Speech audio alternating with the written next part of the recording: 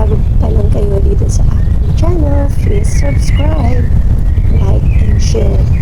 Dito ko ibabahagi ang aking solo life journey abroad mula sa araw-araw na buhay, trabaho, struggle, small wins, hanggang sa mga adventure at realization sa buhay, malayo sa pamilya. Kung gusto mo ng mga real, simple, at inspiring life abroad content, this channel is for you. Samahan ninyo ako sa pag-explore ng bagong lugar, kultura, at sa pagbuo ng pangarap kahit mag-isa. Ayan guys, ngayon samahan niyo ko sa aking solo walk in the park. Ayan ang buhay abroad. Minsan, lilibangin mo na lang yung sarili mo na maglakad mag-isa. Minsan, mas pinipili ko na lang na maglakad. Walang kausap, walang music, ako lang at yung mga iniisip ko.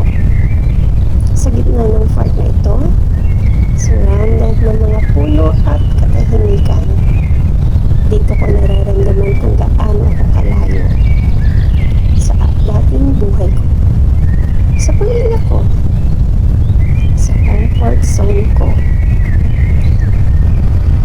Hindi ko akalain na darating yung araw na kaya kong mabuhay mag-isa sa bansang ito. Noong una, ang lakas ng loob ko. Pero habang tumatagal, doon ko na-realize ang tapang pala may kasamang takot. At okay lang pala yun. No? May mga araw na ang bigat ng pakiramdam ko. Hindi dahil mahirap ang trabaho, kundi dahil wala kang nasabihan. Yung pagod ka na, pero kailangan mo pa rin umuti. Kasi ikaw lang ang meron ka. Habang naglalakad ako, napapansin ko yung mga taong masaya. May kausap, may kasama, at minsan, napapatanong ka sa sarili mo. Kailan kaya ulit? Kailan kaya ako? Pero imbis na mainggit, pinipili kong magpasalamat. Kasi kahit mag-isa ako, nakarating ako dito. Hindi madali, hindi perfecto, pero totoo. At bawat hakbang na ginagawa ko ngayon, patunay na lumalaban pa rin ako.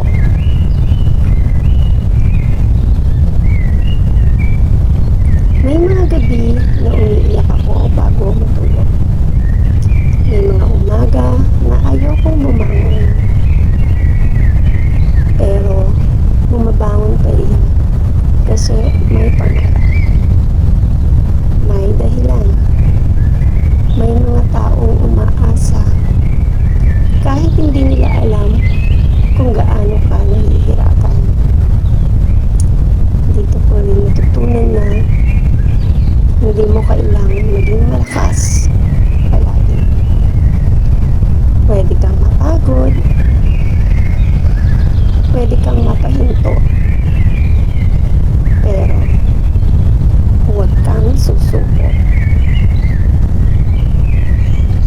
Kahit minsan ang progress ay tahimik lang, hindi napapansin, pero nangyayari.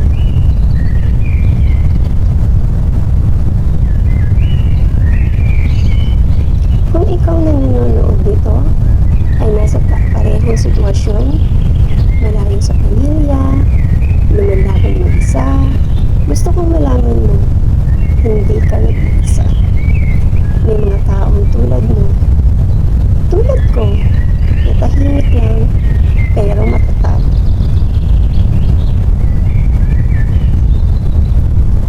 Balang araw, babawi rin ang buhay. Darating yung araw na maiintindihan mo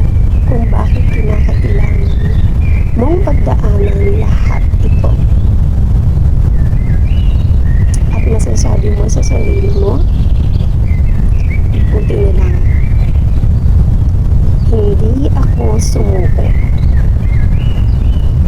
Habang tinatapos ko ang lakad ko dito sa farm, pinapaalala ko sa sarili ko, hindi man malinaw ang bukas, pero sapat ang lakas ko para sa ngayon. Isa itong journey, isa itong kwento, at patuloy ko itong isusulat kahit mag-isa. Kasi this is my life, this is my journey. Kaya kayo dyan guys, kailangan maging matatag lang tayo. Sa mga katulad kong OFW, malayo sa pamilya, samahan ng maraming dasal, tatag ng loob, maraming pasensya, kaya natin ito. At para sa ating mga pamilya, ito yung ating laban ng buhay. Pinili natin lumayo para sa ating pamilya, hindi para sa ating sarili. Kaya pagka ikaw ay nahihirapan na, napapagod, huwag kang susuko. Pwedeng magpahinga. At isipin mo na lang para ito sa ating pamilya. Kaya tayo ay nagpunta dito sa malayong lugar.